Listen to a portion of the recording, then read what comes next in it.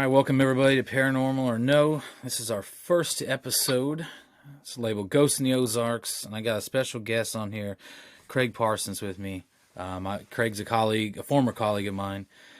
We used to work at a residential facility together, and we got a couple stories that are similar from the residential facility, but also we got some other things that him and I both have run onto separately. But what brought us to this episode in particular was the fact that him and I share a lot of interests with the paranormal and things that are just unexplained in general, not simply just ghosts or whatever, but cryptids, everything. So, Yes, sir.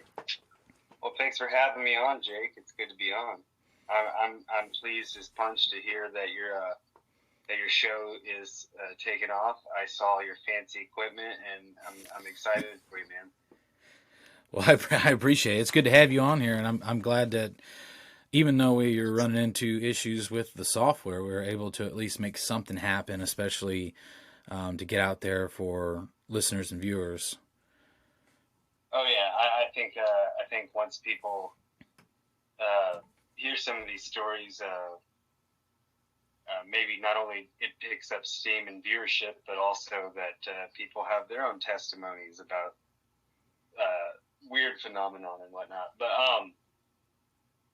yeah, that's crazy that not only did we befriend each other at youth care and psychiatric care facility together, but we also experienced some phenomenon there, and I think yours is a pretty interesting story. So I'd like that we start off with your little tale, if possible.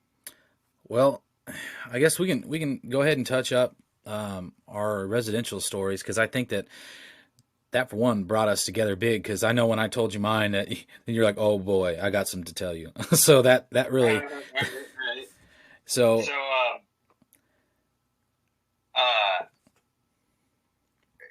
Mine is similar in the sense that there wasn't really occurrences in our facility, and we worked with disadvantaged youths or troubled youths, behavioral. We're looking at behavioral issues and maybe developmental issues, and they were kept in the facility with hopes that psychiatry and therapy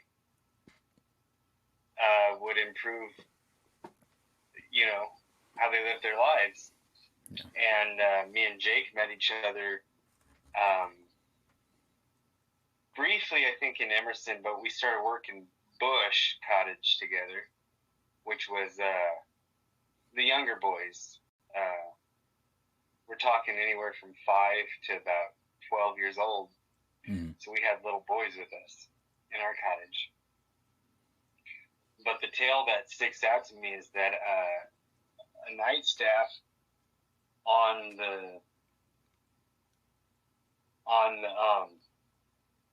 there's software that was connected to all the cameras in the facilities, and some of the night staff had access to the security footage, and I'm not gonna lie, it was quite possibly one of the eeriest things. It was one of the first irrefutable bits of proof that A, it wasn't doctored,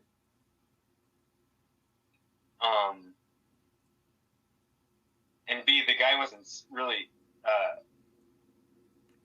he wasn't artistic enough to pull something off like that with the crappy, grainy footage of those cameras. Yeah. But also that he's not the kind of guy that would do that. He kind of just basically showed us because he was baffled by it. So, did you want to touch base and kind of talk about what you saw? Yeah, I had a couple nights that I had to stay a little later and kind of help regulate the residents there, because they trusted me, and anytime you bring in new staff, they always act crazy. And that's writing some of my reports for the night. I kept glancing up at the CCTV camera, and I was looking at the display, and it looked like one of the kids was out of bed, and it just happened to be a hallway of one of the kids that liked to push my buttons late at night. And so I was like, you know what? And I went down there, and he kept telling me, no, Mr. Jake, I'm not out of my bed. I promise I'm not getting out of my bed. And so I put my phone at the end of the hallway, and I didn't get nothing on my phone except for the fact that I was able to prove that he was not getting out of his room. However, when I went back and kept typing on my reports, I kept seeing this blur out of the corner of my eye, and I'd look at the CCTV camera, and it looked like a kid running around in the hallway, and then he'd dip behind into one of the rooms and gone. But then I started paying attention to which room he was running into, and it was our storage room, which is always locked. Always, there was no way to get in. Only the lead staff had a key for it. So I remember those, it wasn't like anybody could go in there. And so I went down and I made sure the door was secure. It was locked. The outside door was locked. There was no way that anyone could have gone in there. But according to the camera, somebody was running down the hallway and dipping into the room. So that to me kind of wigged me out. And then, of course, anytime I was sitting out, just hanging out in the great room, making sure all the kids were going to bed, I could hear,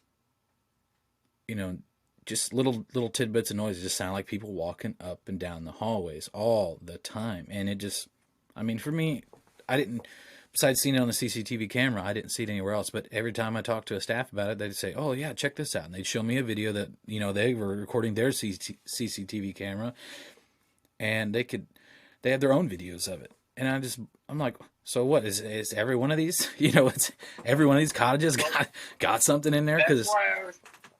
That's what I was thinking, because, well, not only is the entire campus, which is like, I think something crazy, like 631 square acres, but it was built pre World War II. Yeah.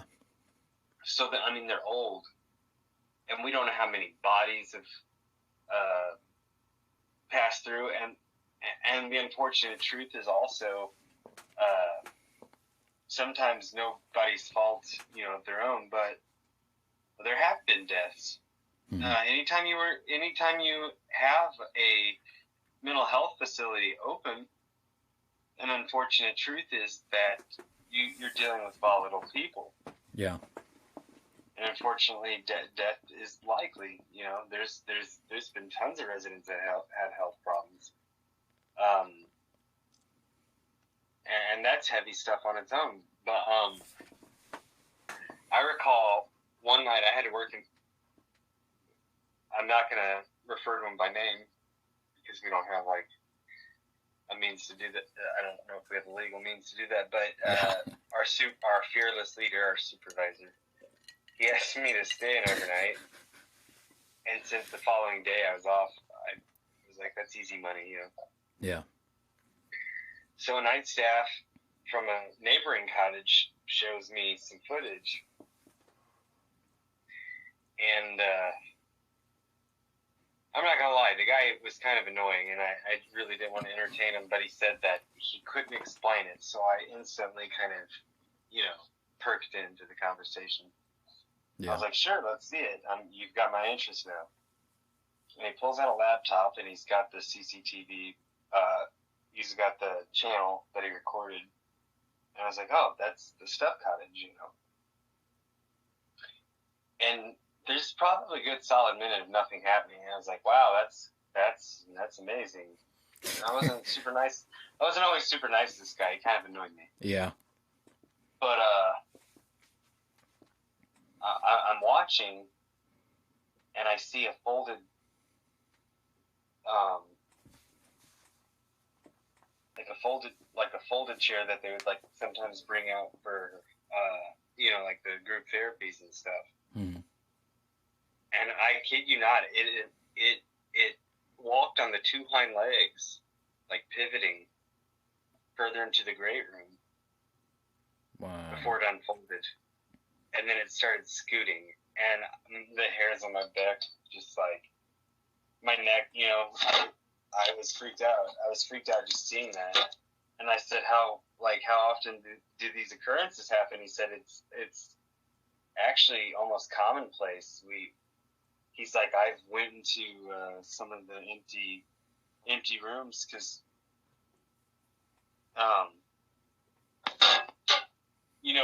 if you've ever worked it overnight, there is like almost a very strict routine you have to follow. You have certain types of logs, and then you're walking down the hallways, and you're observing the rooms, and there's lull periods where sometimes you have like a lot of residents, and sometimes you don't have as many. Yeah. And this was the latter. There was a lot of empty rooms. And he's like, I kid you not, I saw like a pale person laying in one of the, like above where a mattress should be on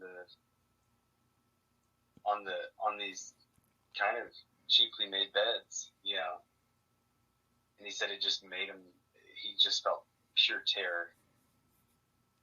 Just absolute terror, because like you're peering into these rooms, and unless the rooms are facing the street on Cottage Hill, there's almost no light. The only light you'll see is coming down from the Kresge building or the schools, like those from dusk to dawn lights. Mm-hmm. So he saw like a source of illumination in one of the empty rooms. Like there was a glowing, it was faint, but it was bright enough to scare the bejesus out of you. Yeah, so I saw some footage like that. I saw these night staff being like, "What is this?" I always thought it was weird that they hired a bunch of chaplains for the chapel to do church services, but they never thought, "Hey, these guys get overpaid and they don't hardly, visit the kids. We should at least get them to like purify the rooms or something." Yeah, go through and bless the cottage and cleanse it. Yeah, so these kids don't act like nutballs, but no. Yeah, there are some rooms. There was definitely some places on the campus that made me feel uneasy. I always thought the closer that you went towards, they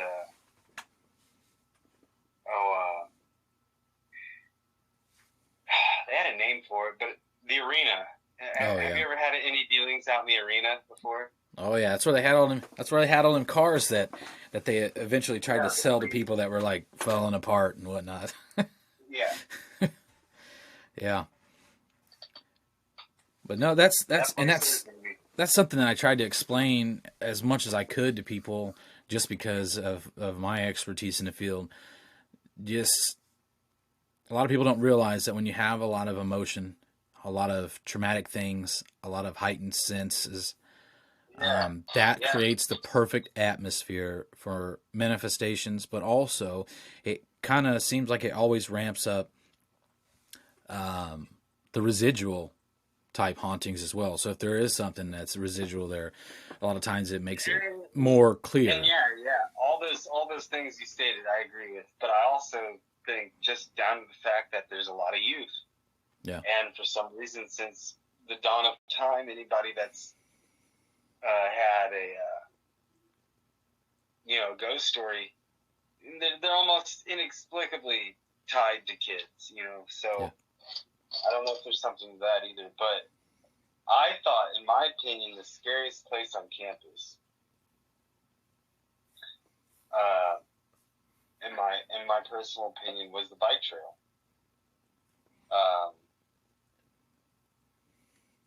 And the last few years, there's been several deaths, transients just showing up dead, like transient people. Yeah. There was a murder. 2 residents killed a kid out there. Yeah.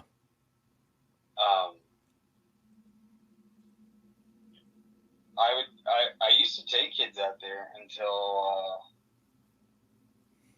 I don't know. There's like a sensation that people are watching you, like you're being watched. Yeah. It's awfully unfortunate that I hated going out there. I got to a point where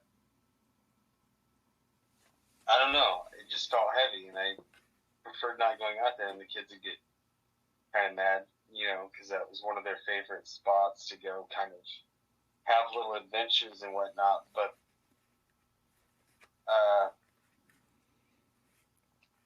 yeah. And then you hear stuff like people dying or being murdered out there, like people passing through on 66.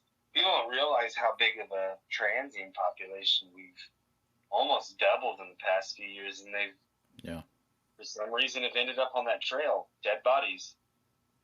Yeah, for whatever reason, it's like the Bermuda Triangle of old highways. Highway 66 has been one that's like it's drawn a lot of people. One, it's off the regular main interstate, so a lot of people think, well, I'm gonna take this back road and avoid police. But not only that, but then you get a lot of people that they use it as a mode of travel for walking and stuff like that, walking to their jobs, and then Now biking's been popular with some of the millennial crowd, I guess you can say.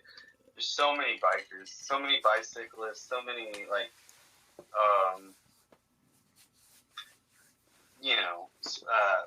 well, hell, one time I was out there, a professor and his family, a professor from MST, started giving kids geology lessons on the rolling hills that we were sitting on.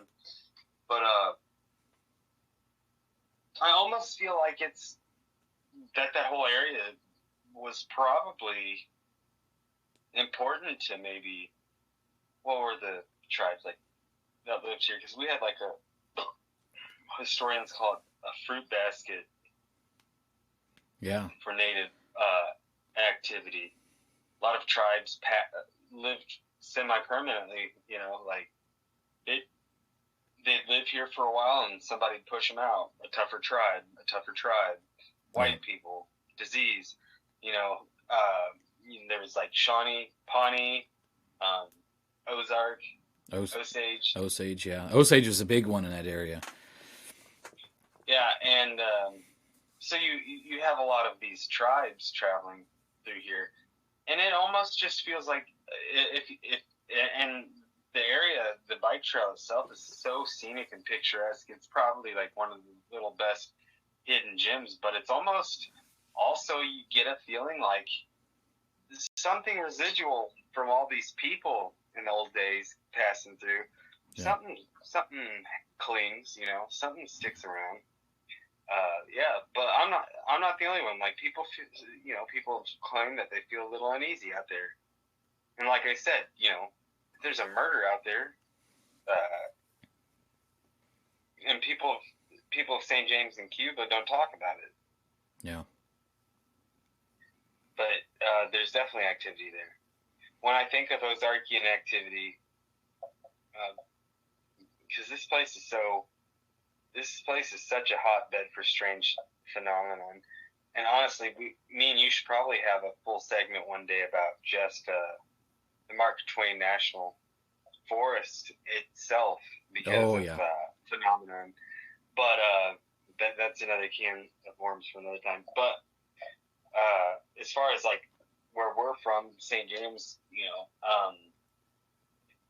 Spook Hollow was eerie. I thought the Snelson Brinker cabin had some eeriness to it. The oldest cabin in Phelps counties. It recently burned down. I guess some knuckleheads vandalized it, but yeah, they had a string of arsons down there, and I guess they decided that of all places, one of the most famous historic buildings in the area would be the best thing to burn down. I guess, I don't know. And even from like paranormal aside, the area was just gorgeous. Yeah. It was so well maintained. There was some eeriness to that. I mean, that involves a tale about a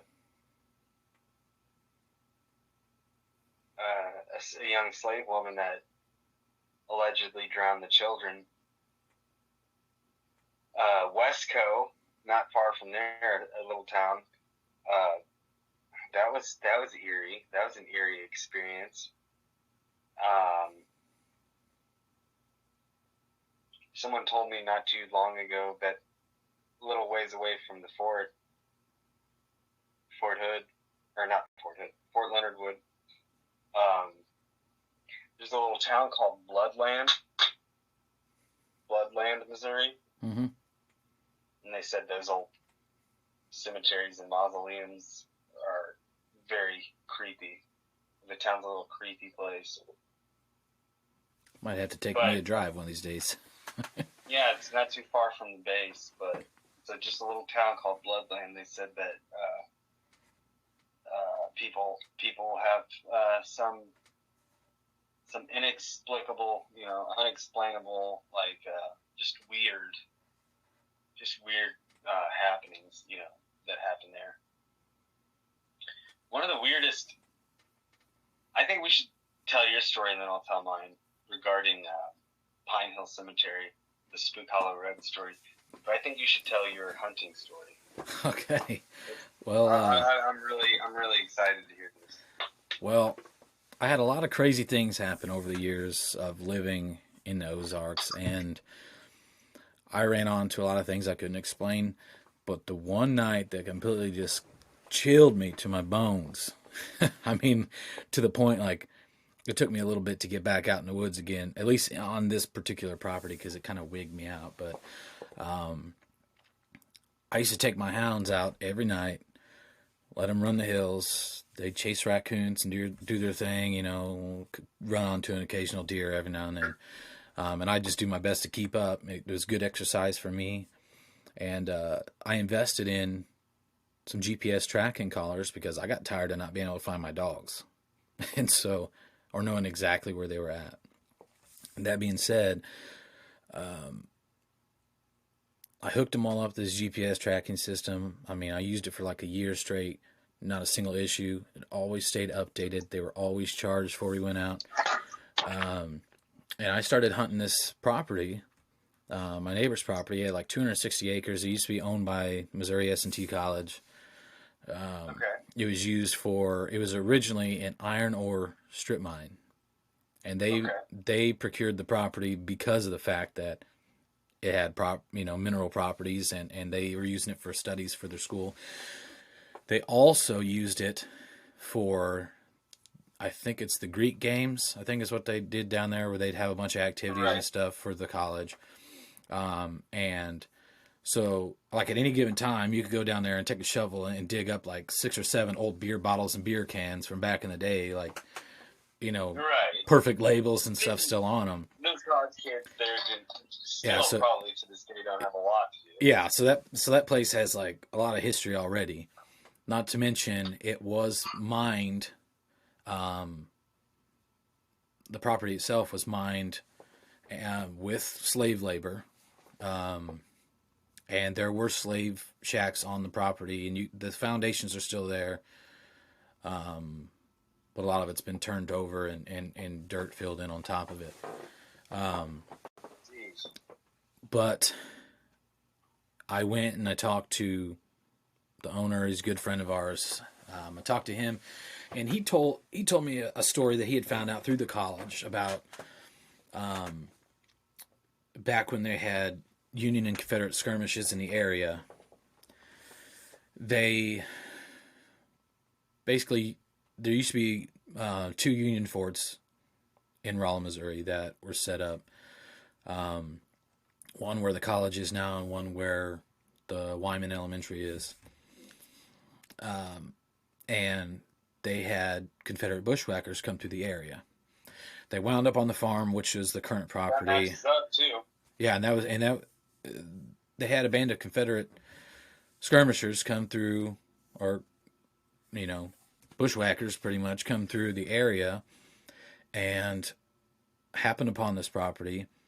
Went in, tried to basically raid the house, asked them for all their supplies, all their stuff. They're basically forcing them to give up their things. One of the sons had gotten away to head to town to go tell the Union troops that, hey, we need some help. He escaped on horseback. Hey, we need some help. We need somebody to come out here. The Confederate soldiers, in the meantime, did unspeakable things to the family. Eventually killed them. Didn't bother burying the bodies. When the when the Union troops came through, the Confederate soldiers were still there, and they met a very untimely death on the property. And to corroborate that story, the current owner now was out one day, and he found just a kind of a like a mound looking deal on his property, and out of it looked like a belt was sticking out. And he pulled out of this mound on his property a Confederate pistol belt from this mound, which would corroborate them just being, loosely buried on the property. So that night, I'm already like super excited because I love history. That's big for me, especially Civil War history. Right. I took my dogs out. We're running one night, perfect moonlit night. I mean, clear, huge bright moon. And I'm looking and watching where my dogs are going. And I see one of them run past me, and the light shuts off on their collar. And it normally would blink, not continuously, but intermittently on the collar. You can see the light blink. Well, then it went off, and I thought, well, that's weird, because that's how I usually can see where they're at. Looked down at my GPS handheld, lost connection with the dog. I thought, oh, well, that's just silly. Maybe it'll come back in. Then my other dog runs by, hits the exact same point, loses signal. I'm like, well, maybe it's just a dead spot, right?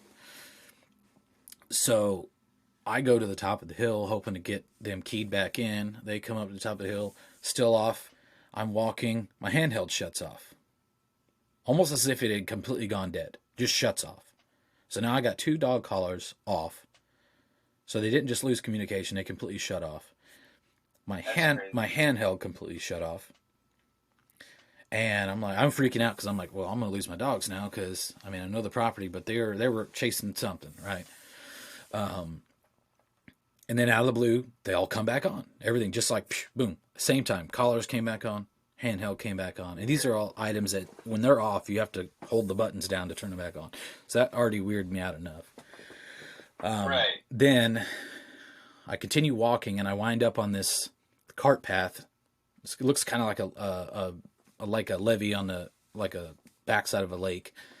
And it's where they used to cart across the iron ore by mules, or by mule team across there. And on one end you have the iron ore strip mine, then you got the cart path that kind of crosses in between, and then on the other side is where these slave quarters used to be. But I did not know that at the time. And I start walking across towards the iron ore strip mine. So walking away from the slave quarters, my dogs come running towards me, throw on the brakes. I'm talking, these dogs stopped almost dead in their tracks. Hair on their back, stand straight up, and they start growling. Like, it scared the hell out of me. I'm thinking they're, either there's a mountain lion or a bear behind me, because that's the only thing that I could think of would make my dog stop like that. And you rarely, probably, your dogs well enough that that's behavior when... Yeah, they're usually not afraid of nothing. Yeah, they're usually not afraid of anything.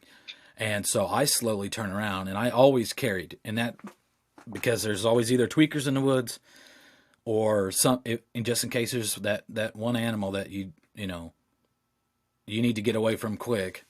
What better way than to be able to give it some lead medicine? So I turn around slow, thinking that, if there's an animal behind me, I don't want to spook it and make it attack me or my dogs.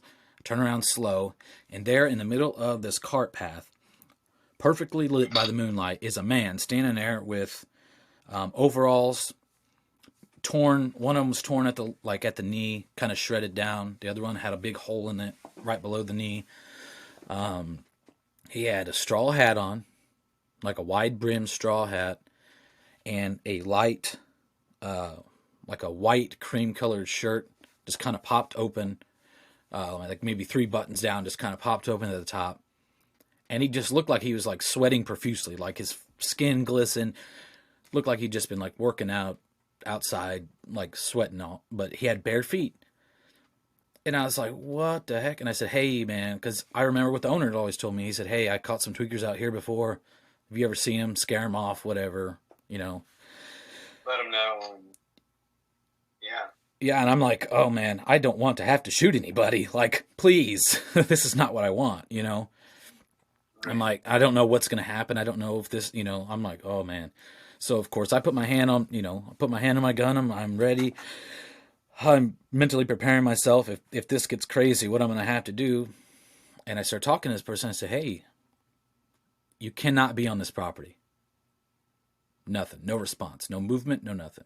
The person just staring at me. And I notice that this person's eyes are like white. Like I'm talking white. Like milky white. Like you can see it from the distance. Like he was maybe 15 yards from me. I say, hey man, did you hear me? You cannot be on this property. You do not have permission to be here. And I told a little white lie. I was like, hey, I'm the landowner here. You cannot be on my property. And Okay. nothing. Nothing at all. No movement, no nothing. So I reach down and grab both my dogs, one on each collar, and I start walking backwards. Well, I trip, like my boot catches, the back heel of my boot catches on something. I almost fall down, and I turn around to look to see what I tripped over, and it was like a little root, like a tree root coming across the path. Right. And I turn back around, person's gone. Nothing. Nothing That's at all. crazy. Just That's just totally crazy. completely gone.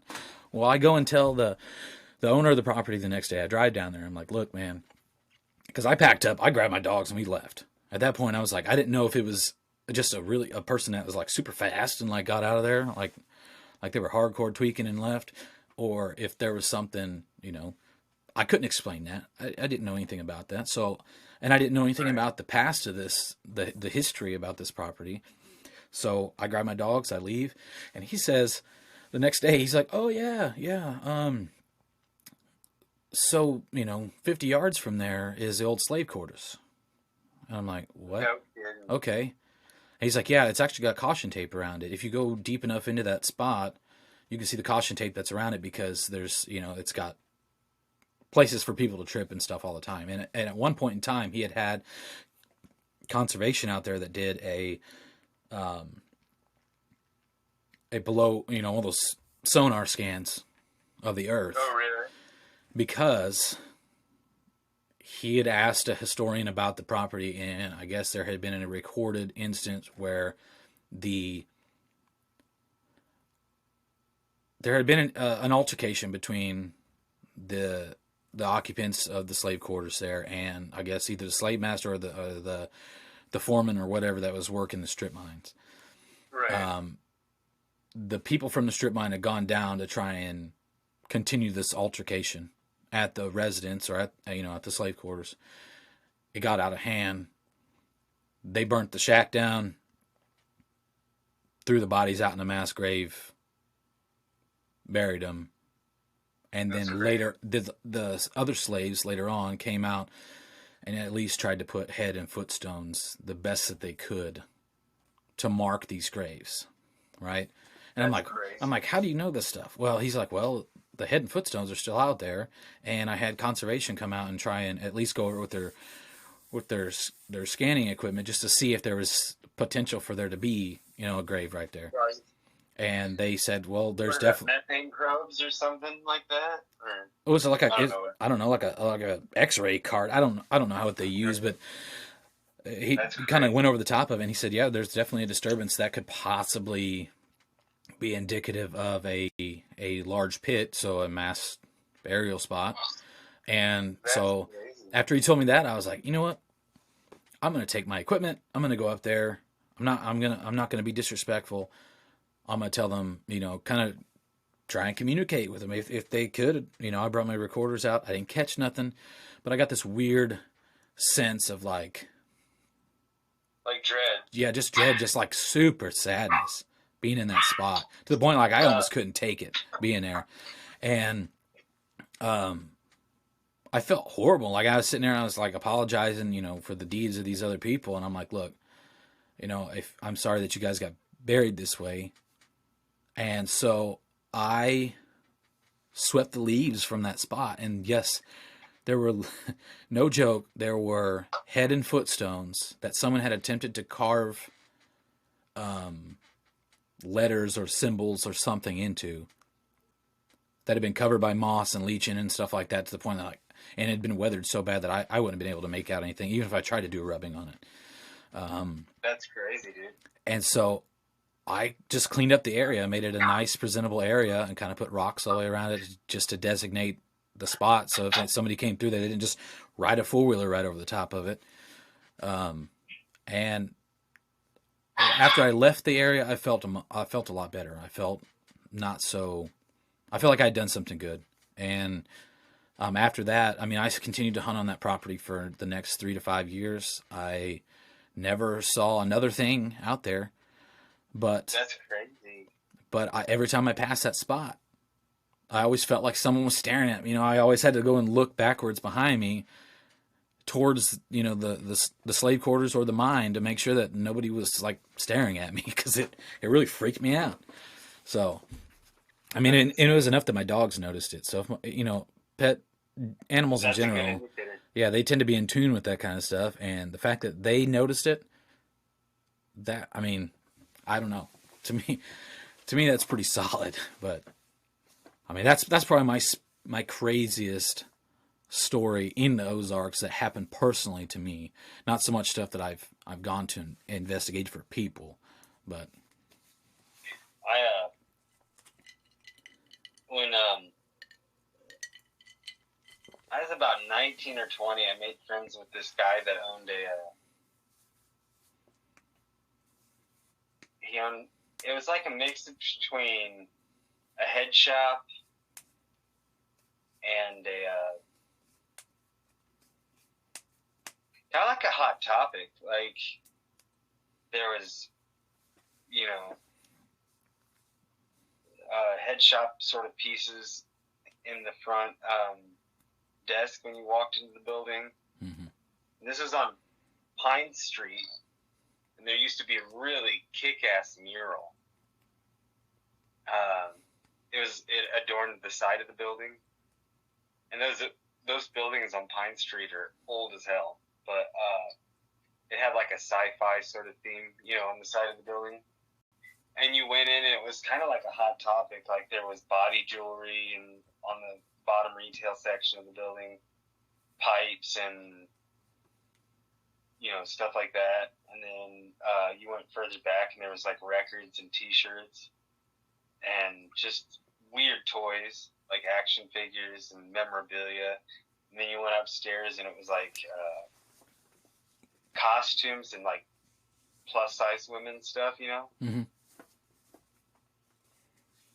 And there was two girls that worked for the guy, and the guy and his wife had an apartment on the top floor next to the retail. And then if you walked further back, there was a utility room that one of their employees turned into a little apartment. It's a nice sized room, you know. Mm-hmm. But two little stories in particular that stick out with two of the employees. The guy that owns it, he's just a cool guy. Just, I wish he still lived around here. But one of the employees had a key to the shop, obviously, because she had an apartment there. And she went upstairs one day after she worked two other jobs when she wasn't helping out at the shop. And she rented out that top room, and she was coming home late from work. She was a waitress, a server, or whatever, and she's heading to the back room. And like I said, these old buildings they're old as hell. They looked cool, but you could tell, like, they creaked so bad when you walked on the floorboards, that old style wood. You thought you'd wake the dead, you know. She's heading back there to her room. She gets on the top step of the floor, starts making her way through all the plus-size women's clothes, and standing in front of her door is a very intimidating figure. She said the man had to be 6'4", 6'5", and he was adorned in like a like a black 3-piece suit Mm-hmm. with suspenders, and he had like a long handlebar mustache and just a big beard, and he appeared to be patting the head of like a small child, looking up at her as if like, hey,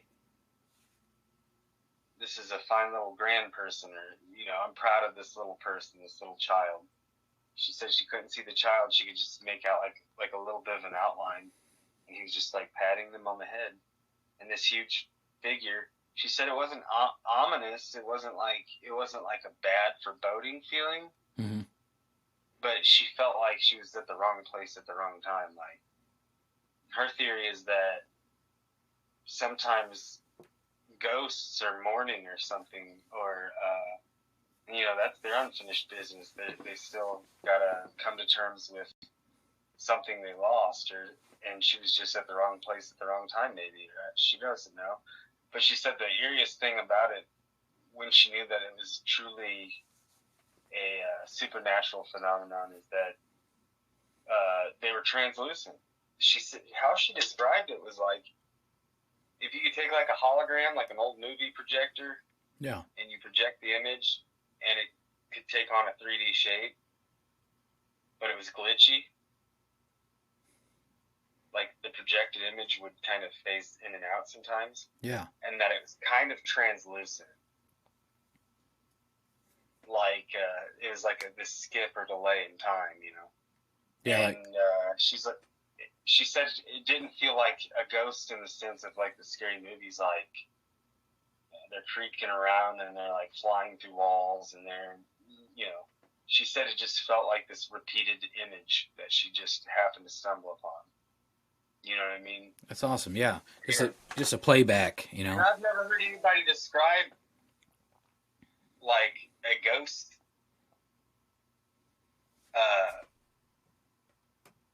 I don't know. Like, I've never heard anybody tell me a testimony like that. Like, most of the people that have told me stories are like, and then they walked towards me, and they looked like it was a physical manifestation, and it was almost as real as me or you. And I'm sure that's occurred to people, but this was like the most realistic explanation of a ghost encounter I've ever heard. If it is even a ghost, maybe some things that are quote unquote on ghosts are just an event, vibrations, or something stuck in that moment in time, and it's just maybe on repeat, and some triggers it, maybe. I don't know. But aside from like people walking up and down stairs, that was the only time I've heard anything weird regarding that building. But the Ozarks are strange. And one story that I want to share with you before I have to wrap it up, that I think you'll appreciate this one. A friend of mine, she was telling me that she had to babysit this like hippie couple. It was kind of like a hippie couple's kids at their house out in Cook Station. Are you familiar with Cook Station? Yeah, I am. Yeah. I'm not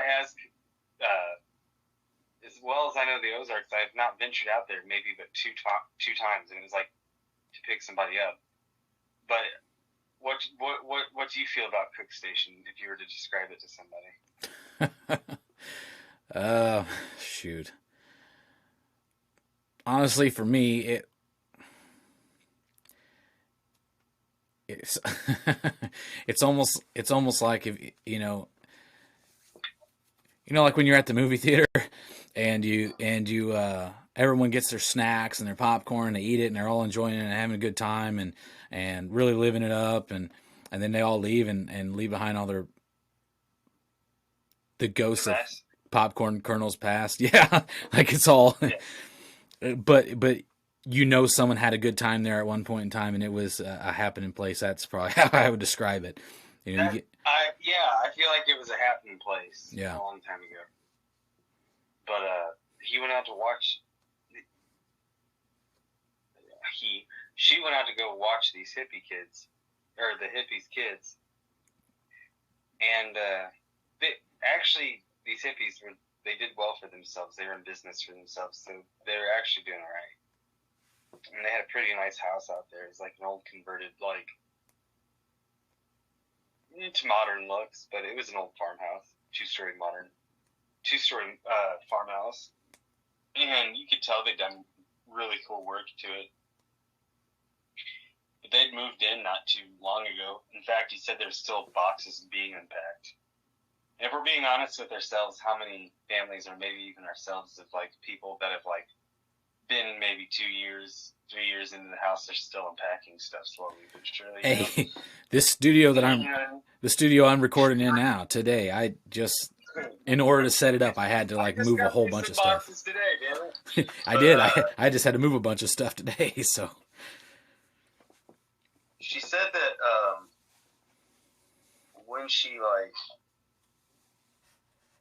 went into the house, she also kind of realized, oh man, there is a lot of work still left to do in this old house, but a lot of the stuff was still original. Like the doors were gorgeous, you know, the hand, like people actually by hand, you know, shaped in carpentry these fancy designs in wood and beveled edges and stuff. But most of the stuff was original, but they, you know, the family kept doing neat artistic things to the house to, you know, make it look cute and whatnot. And there's 4 kids, and I'll never forget this story.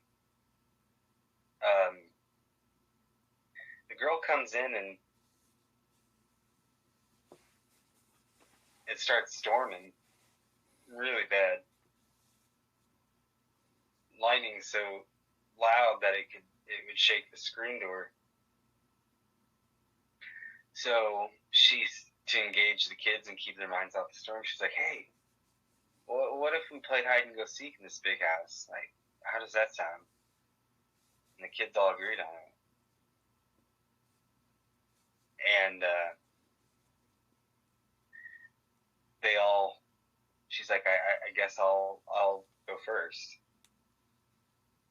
And she said, the first match, she said it was pretty easy. And she's like, guys, this is a big house. Don't be afraid to like branch out. You know, there's a whole top floor. Let's, and the older kids are of course excited at the prospect of getting to, you know, do the whole house. So the little brother, the youngest, he gets picked to seek everybody out, right? mm-hmm. And she's helping the other 3. She's like, what if you like hid behind the piano? You know, what if you hid behind the piano? And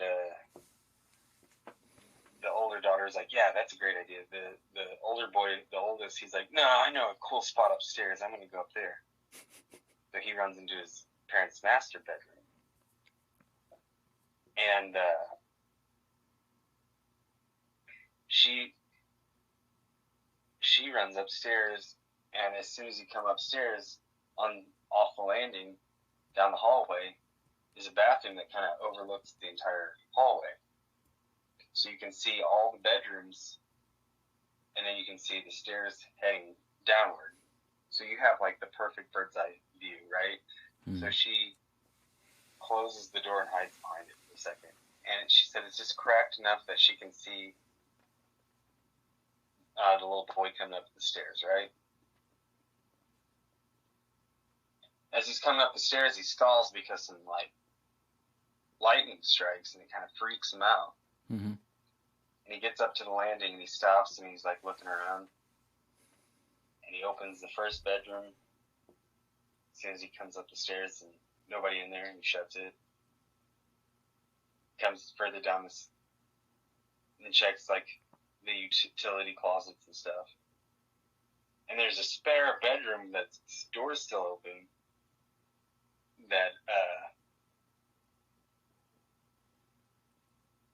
he turns around and looks into it, and she said that the power went out for like a split second.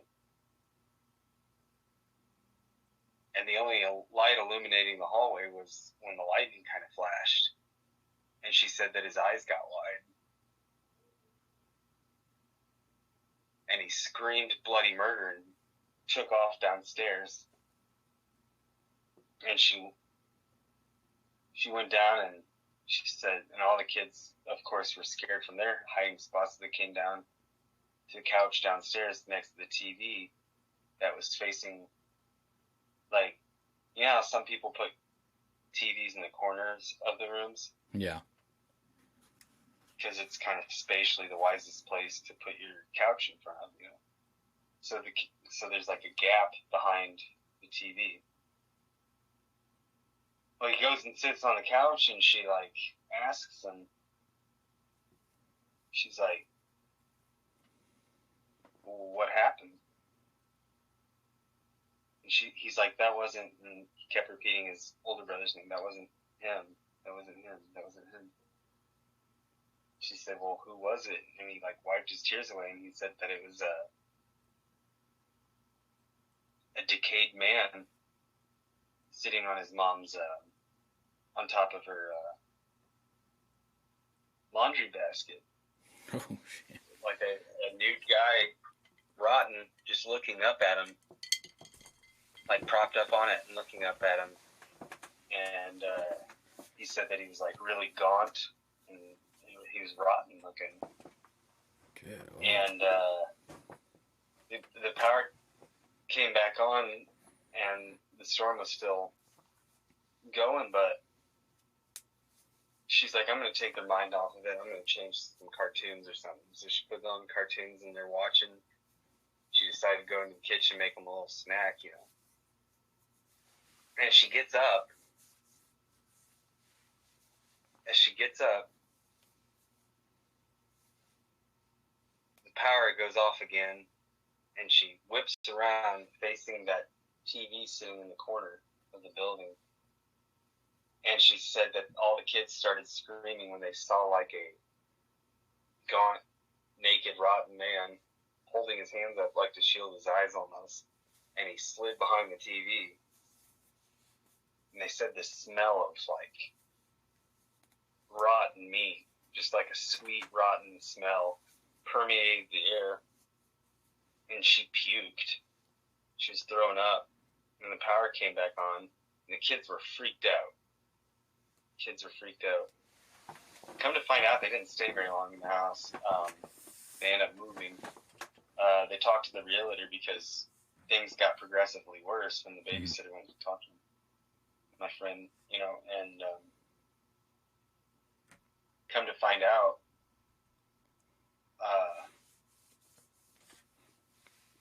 I guess the husband gunned her down. No. Yeah, the husband gunned his wife down and killed himself in his rocking chair, which is in the corner of the room. Wow. And the only reason that his body was found was because the mail lady used to bullshit with him every day. And she's like, 3 days of not talking to him is a little alarming. All right, can I tell you one last story? And then I'm going to have to probably get off here. Yeah, you're good. Go ahead. Shoot for it. So this Mormon boy that I was in the school plays with, he was a really humorous kid. Very smart, very sharp, but it was his wit. He was just so funny and so quick-witted. I knew that if he wanted any sort of lead role in the play, he would get it. And I was right. And I'm not going to lie, I was in the school plays up until high school, and I thought I was a good actor too.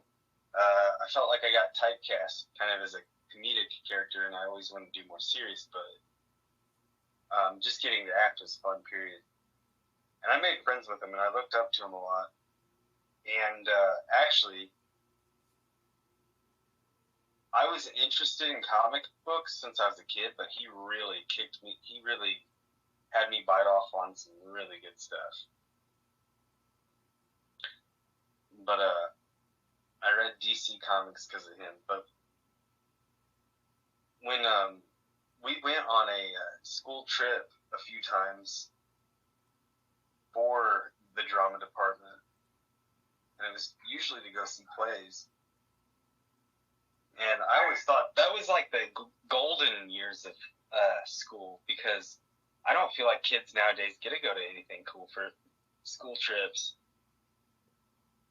because our world's so fucking crazy, you know. People are always like shooting or mugging, you know. Yeah.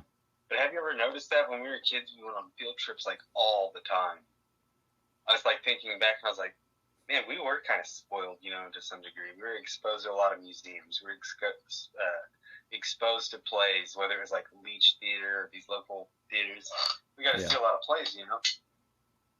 And me and this, I'll call him Kay. Me and Kay would sit on the bus, and first it was comic books, and then he started getting into kind of more like darker adult things. And he was telling me about a really, really, really crazy story. And they used to live. They bought a house on Orchard Street. And this is worth a Google, because I looked it up myself, and the story kind of checks out. Okay. So they moved to Orchard Street, and their parents got a new job here. And they were telling me that he was telling me that the house was great and everything. He loved the street. There's kids on the street. And he was just living it up for a hot minute. But then he realized that there's something off about the house. He would wake up in the mornings to what sounded like a domestic dispute. And he's like, that's really uncharacteristic of my parents, but I gotta go make sure if mom's okay. Yeah. That's natural for a kid. I don't know why we do that. Anytime, you know, a kid thinks there's a fight, you're looking out for mom. But he went to go see what was going on between his parents. His folks were asleep, dude. That's started off with like things like that. Like he thought he heard arguments and stuff. And just like every other kid, you know, little kid, what was our favorite thing to do on Saturday mornings? Oh, I watched some cartoons like it was nobody's business. We would grab a big bowl of cereal, and we'd go watch some cartoons. And we had great cartoons. We didn't have streaming services. There was a block dedicated to Saturday morning cartoons. And that's a dead thing now. Actually, I kind of think that's why kids are screwed up. We have them playing Grand Theft Auto and watching tablets scaring like, you know, zombies. But this guy spoke the truth of what childhood was. You woke up and you grabbed you a big old bowl of Fruity Pebbles or something with marshmallows in it, and you ate it, and you hope to see a superhero show. You wanted to see the good stuff. You want to see the Ninja Turtles. You want to see the X-Men, Wildcats, Captain Planet. You wanted to see the bad guy get his butt kicked every Saturday morning. Am I right? Oh, yeah. Amen. Oh, yeah.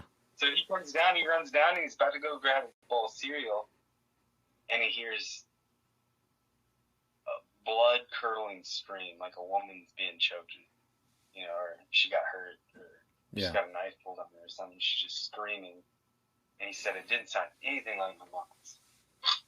Like, it's a much higher, like, timbre, you know. Mm-hmm. And he said he's like halfway down the stairs, and his just blood went cold. And then he heard what sounded like flesh smacking against flesh, like just a really loud hit. And then he heard like a man. He said, just the angriest man, like, if you do that again, if you try to leave, I'm gonna kill you. And he ran back upstairs, and he just like waited. And then he said then it got scarier. The events started happening closer to him. He felt like at first it was just he was spectating something bad. And then he said that it started shifting into things being bad for him. Ooh. He's saying, like, one morning he was taking his shower. And if you know this guy, it matches up because he's constantly singing at the top of his voice, even if he can't sing. And actually he had a passable voice, but I'm just saying he was always singing, he was joking, he was loud. his nickname was Farley. Everybody called him Farley. Yeah. But Kay said one morning he was like washing his hair, and the soap's like the suds are running down in his eyes, and he's just belting out a tune. And from the other side of this curtain, he hears, "You're gonna shut your damn mouth." And he's like, Ooh. "What?" And he heard like a cough, and then he felt like a presence of like a really large man with a heavy gait standing on the other side of the mirror breathing. And he slung open the curtain. There's nobody there. He said oftentimes he's in the bathroom, he'd hear like an angry sounding man by the sink. So he got freaked out, and he finally, he's like, there's a part of me I was wise enough to know, even as a kid, I don't want to kill my parents high. Yeah. New homeowners, they got new jobs, the kids are enrolled in a good school, they have a nice new house. He didn't want to be the one to do that. But he decided he was going to. He's like, I think there's something going on in the house. And they're like, well, what do you mean? There's something wrong with the house. And the dad's kind of like fidgeting. And Dad's like, I've had a few things I've been questionable about, but there's not really anything we can do about it right now. Okay? And he said that he went to sleep, and he's progressively started getting more and more, like, really, like, lucid dreams, like, very vivid nightmares. Yeah. He said one that stuck out in particular was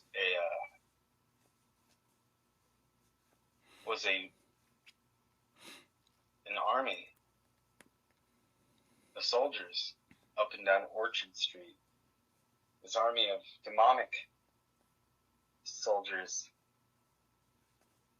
had like a very heavy smog coming out of their mouth. And their eyes were illuminated almost by fire. These demonic beings marched up and down the block, stopping at doors and knocking on them. He said he woke up in a cold sweat, and his dad and mom admitted to him that they too were having some really intense phenomenon happening to them. Wow. Some of their personal effects being smashed. Phone calls late at night. Things that they couldn't explain that got them worked up, and they're like, yeah, and we found out that there was a homicide-suicide. Oh. A man was beating his wife.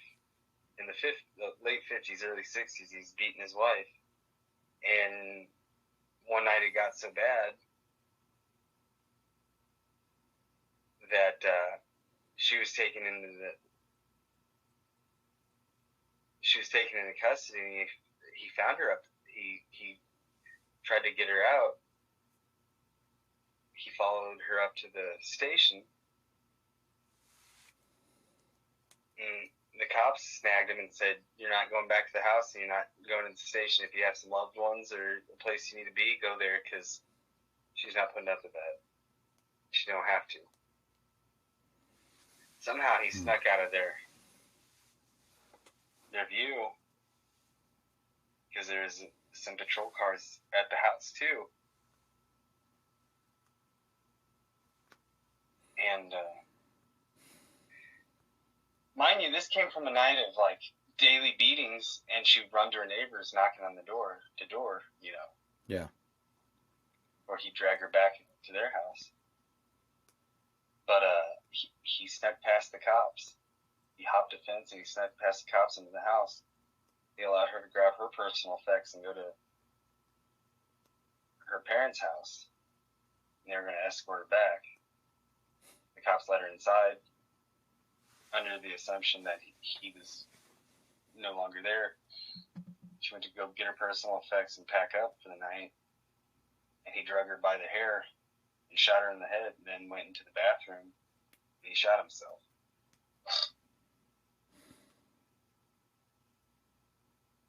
Damn. Crazy, huh? It's And worth a Google. Look it up. Look it up. I'm gonna have to now because it's it's stuff like that you can have Needless good. to say, they didn't stay in the house. They Well, moved. yeah, and that's the thing is Yeah, like you do hear that. That's a common theme in like haunted house stories a lot of the time. well, Is yes, especially if you well, nobody. That's not entirely true. Like I've had people live in haunted houses, but they didn't feel that the spirits that dwelled there were necessarily malevolent. yeah, These are just two stories I'm telling you where the occupants were in the house and they felt a presence.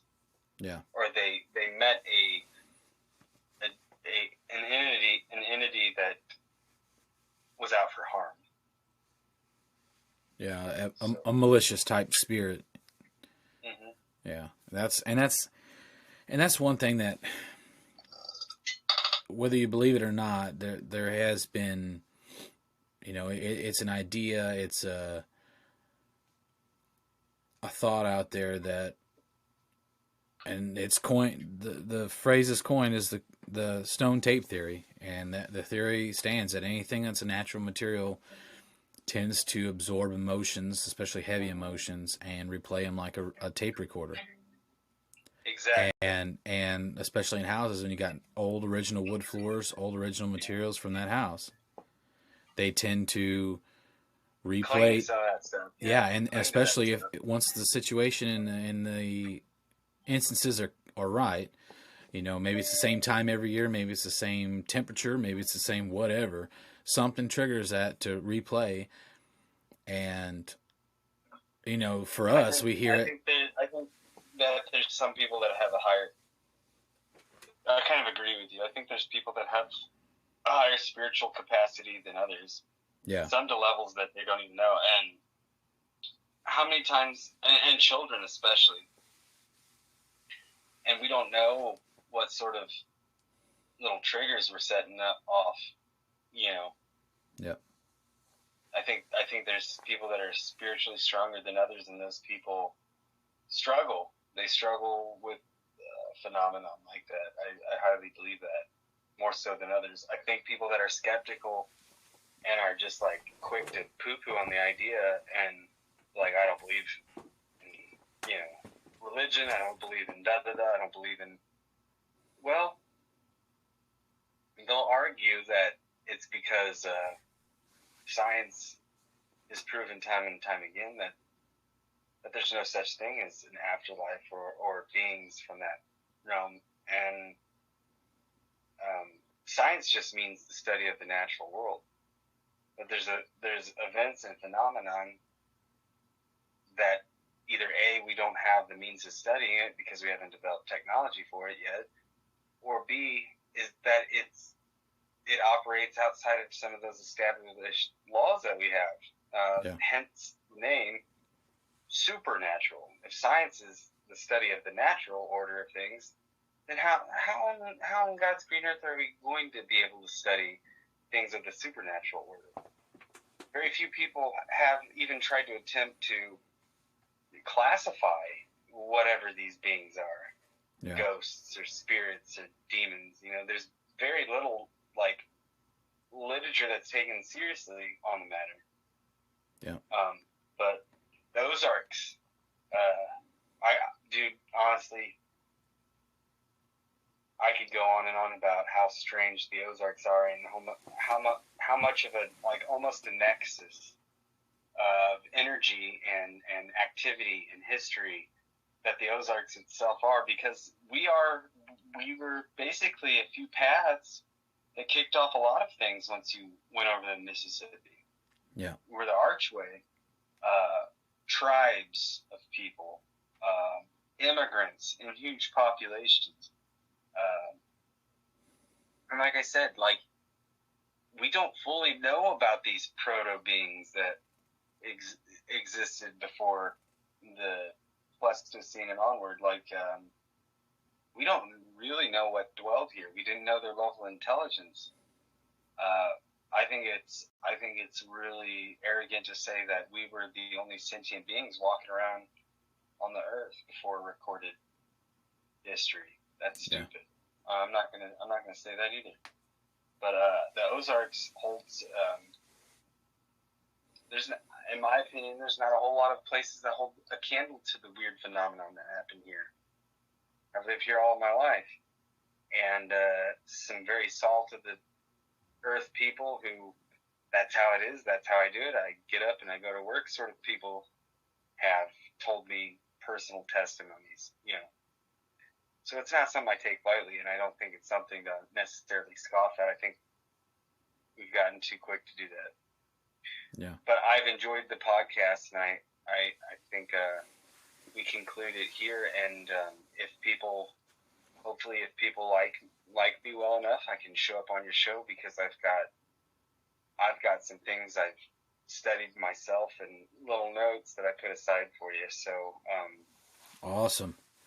It is a pleasure being on, and I hope to see the finished product, and I'm excited you're getting the ball rolling on this finally. So hey, and I appreciate you being on the show. It's definitely been a blast, and like I label this one, Ghost in the Ozarks Part 1, we're definitely going to have us a Part 2, and not only are we going to have us a Part 2, but then I am going to delve into mine and my family's wonderful experience. I may even have my wife on here, but our wonderful experience. That would be great.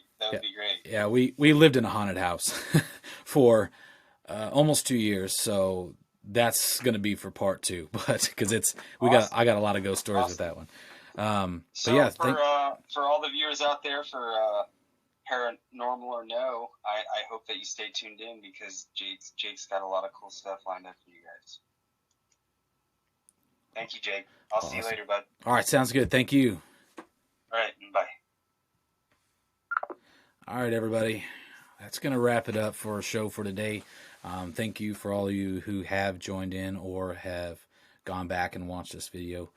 One thing that was brought up on today's show was the topic of mental health.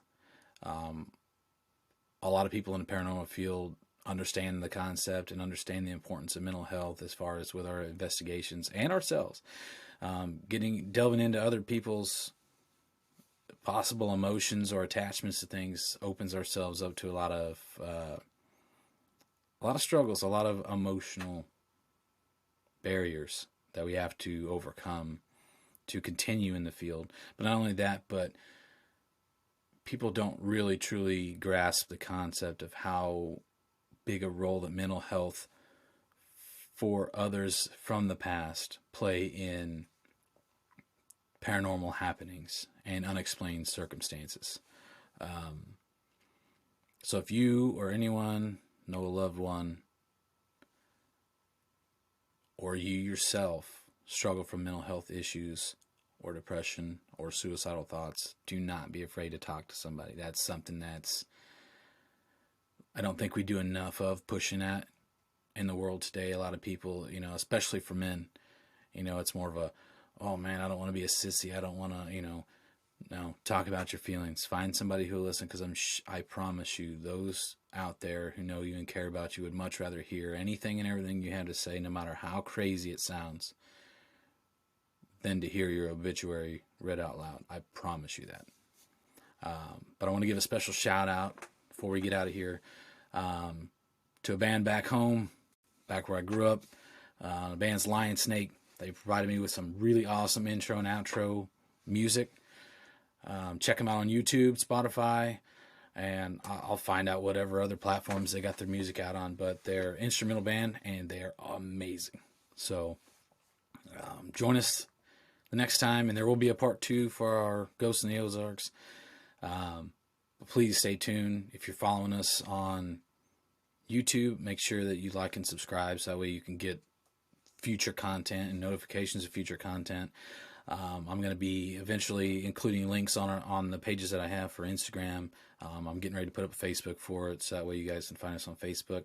But also, just started the TikTok today. It is definitely kind of dorky. I don't know how to use it yet. Eventually, I will have some cool stuff on there. And then just find us on YouTube. Look up Paranormal or No. and look for a picture of me, but I don't have this nice, wonderful beard. But thank you guys all for joining us.